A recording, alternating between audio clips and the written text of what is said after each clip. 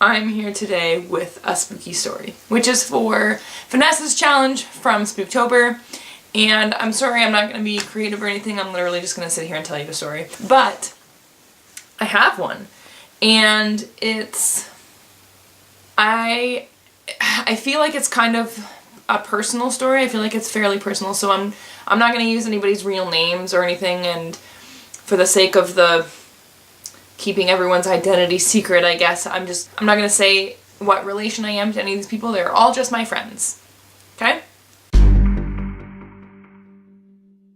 So, my friends and I were all together having a girls' night. And we were just talking about really cool things. We were talking about the lines in our hands and what they mean and how many marriages we're going to have and how many kids we're going to have. And one of our friends, Monica, said that she is really good at that stuff because she can connect with spirits.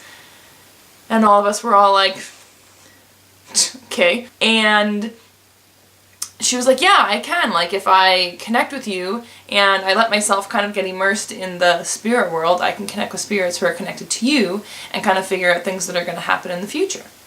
And we were like, well, okay, then do it. And so she decided to do it with my friend Phoebe. And Phoebe had just gotten a new boyfriend who she hadn't told anyone about, except I knew about this new boyfriend. Mike was the boyfriend.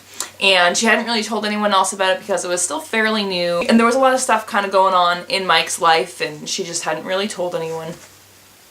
But so Monica said that she was going to read Phoebe. They were going to sit down and she was going to try and connect with spirits that were connected to her. So they sat down together, and Phoebe put her hands out like this, and Monica put her hands on top, and Monica closed her eyes, and she kind of started whispering, kind of like unintelligibly. We couldn't really understand what she was saying. She was kind of like whispering to herself. And at one point, I'm pretty sure she said, "Where are you going?"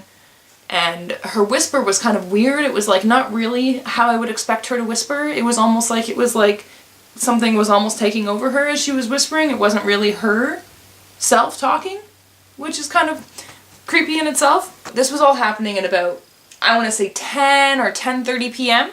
And then after she was done and she opened her eyes and she kind of looked at Phoebe and was like, wow, okay, so what I saw was an old man on a boat. And then they left the boat and they went to this house, and she described the house in perfect detail, which was Mike's parents' house. And the old man said that everything was okay and that you have his blessing and to tell Mike that he'll be fine. And then when she was done, she was like, so first things first, who is Mike? And Phoebe was like, Mike is my boyfriend. And she was like, well, does any of that mean anything to you? And she said, yes, Mike's dad is dying of cancer. And that boat that you described is Mike's dad's boat. And the house is his parents' house, completely, to a T. And she was like, oh, so I'm wondering if it was like if his dad passed away and I connected with his dad and he was trying to tell you that he'll be okay and to let Mike know. And we were like, no, there's no way. I mean, no, that can't be. And then when Phoebe got home, there was a message on her answering machine from about 10:30 p.m. that said Mike's dad passed away. I feel like that's more comforting than creepy, I guess. It's a little comforting, but it's still creepy at the same time, if you think about it. Like, it's kind of spooky, right?